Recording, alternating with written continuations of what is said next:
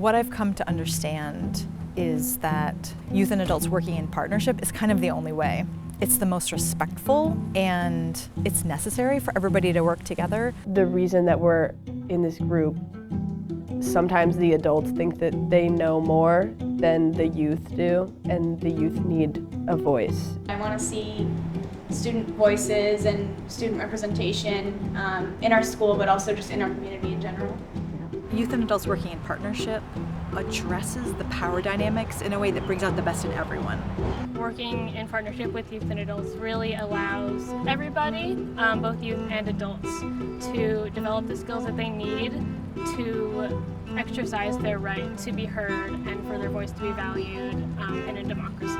The Winooski Students for Anti-Racism group, which is a group of students and teachers supporting the group, came up with a list of demands for our school, for changes and steps that we need to take in order to be an anti-racist, anti-biased school. I feel like if they're gonna be able to say that our students are doing this kind of work and we're like accomplishing these work, they should be also implementing that in like ways that we need help, like in budgeting. What's crazy to me is that most of our BIPOC staff are only here because of the students.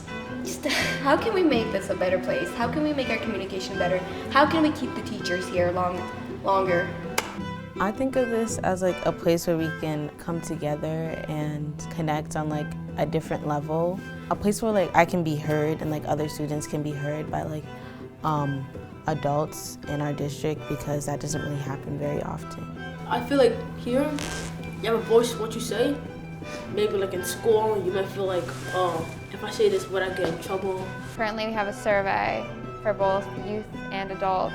The question on here is, when we get the data from the survey, is LNSU ready to meet the needs of the community that arise? During the work that we were doing with the survey, both the youth and the staff were getting incredibly frustrated because everybody wanted the survey out.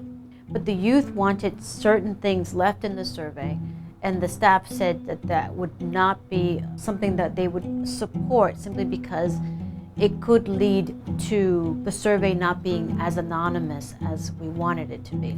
It wasn't until they actually had the dialogue that they realized, oh, okay, so that's a compromise I can live with. Because it was critical for both staff and youth to have the survey out, and this is the only way we're going to move forward. I think the work at UP is supporting schools and making schools a great place to be. Something that's good for the individuals, as well as it's good for the community, and it's good for democracy as a whole.